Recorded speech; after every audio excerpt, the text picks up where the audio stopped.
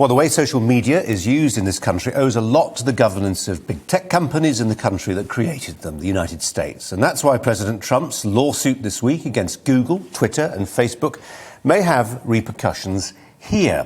Mr. Trump's lawyers argue that his constitutional rights were violated when he was thrown off the platforms after January's violent demonstrations in Washington, which his critics claim he championed. Mr. Trump says he's a victim of censorship and that if he can be gagged, anyone can. Well, GBNews presenter of Free Speech Nation, Andrew Doyle, is here. Does he have a point, Andrew? He does. I'm no fan of Trump, and it would be very easy for me to celebrate and say, wasn't it great that Mark Zuckerberg and Jack Dorsey have taken these measures and removed him from these platforms? I don't have to hear from him anymore. But that would be counterproductive because there's a much bigger principle at stake, and that is if the sitting president of the United States can be removed from the major platforms, then that is a real problem because Silicon Valley tech giants are completely unaccountable. They have a kind of collaborative plutocracy or oligopoly over what is now effectively the de facto public square.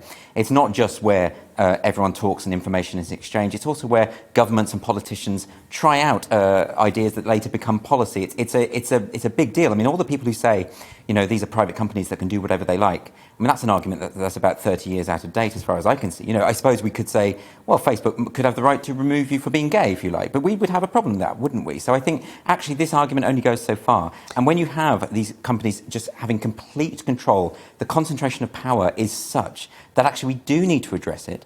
It's no good saying, well, just build your own internet or just build your own platform. He's tried his own platform, hasn't he? Well, I mean, Parler was a good example of this. So Parler created a rival to Twitter.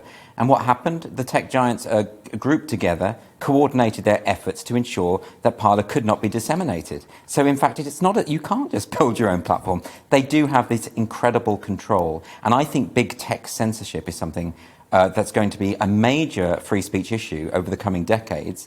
I think Trump didn't do enough. Now, he made plenty of overtures about the problem. He knew about the problem. A lot of the problem is down to the Communications Decency Act, Section 230 of which allows... Which the Republicans still want to unpick using antitrust laws. That's right. Well, they haven't got the votes in the House. Well, in a free market economy, whenever you have these kind of oligopolies or monopolies, you break them up. That's why you have antitrust laws.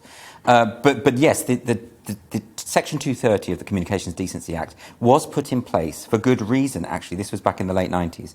It was because if you think of a media outlet with its comment sections open to the public, they can't possibly be held responsible for anything that gets uploaded onto that site. Say someone posts something libelous and they fail to remove it. So this is actually to protect these media outlets from that. It makes complete sense. The problem is that whenever Facebook or Twitter is sued for libel, for instance, for libelous content that appears on their platform, they say, yes, but we are not publishers. We're just platforms. And they invoke the Communications Decency Act. Well, the problem with that is if they're at the same time they are editorializing, essentially curating the material on their platform, they do have an ideological bent. They do ban accounts simply because they don't agree with them, not because they're saying illegal things. Gender critical feminists, very good example. They tend to just delete those accounts. They just vanish. So they are publishers.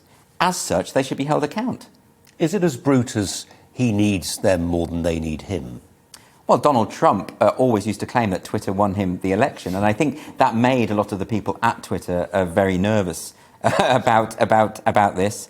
But of course, and they came up with a way to delete his account. Their argument was that he was inciting violence. But of course, because the standards are so inconsistently applied, people can see through that. I mean, the very time they deleted one of his tweets, I think it was the tweet that said that he wouldn't be at Joe Biden's inauguration. And Twitter claimed that this was a dog whistle because it was suggesting to his followers that, well, you can cause trouble on the day because I won't be there.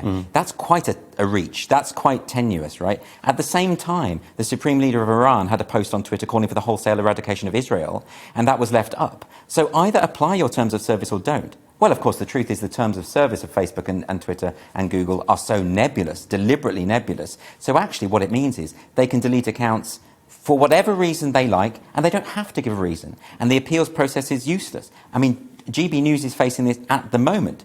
If you take Neil Oliver's monologue, which racked up 1.5 million views on Twitter. It was brilliant. Yes, and Twitter put up a post saying this is misleading information. You couldn't comment on it or like it. This was for about half a day.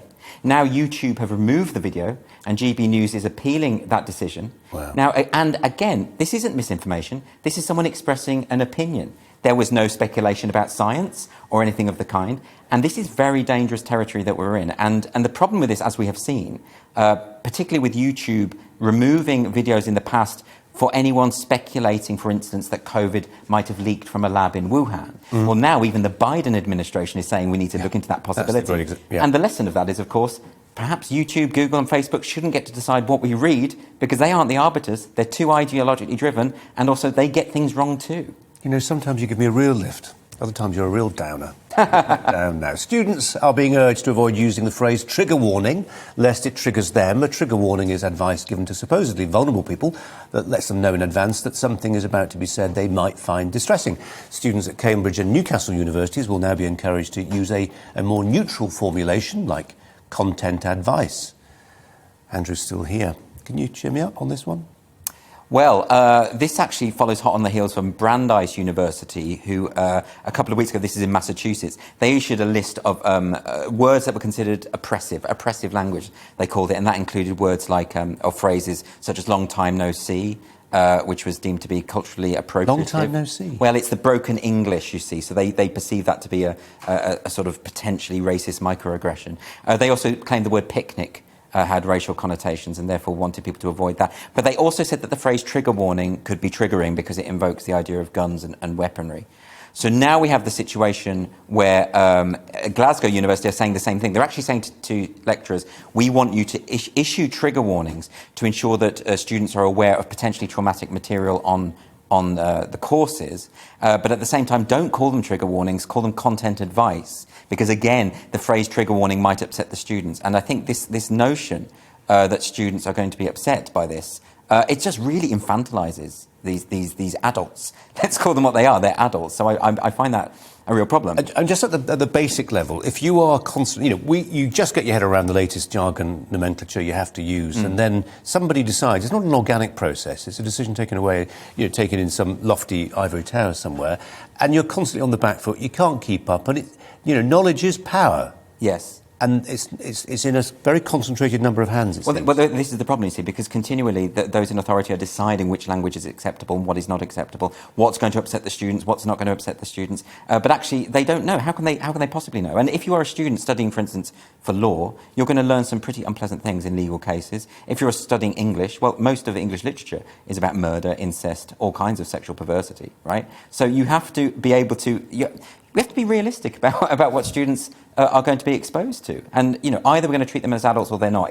If you are incapable of being on a course as an adult and encountering these concepts, then don't do the course.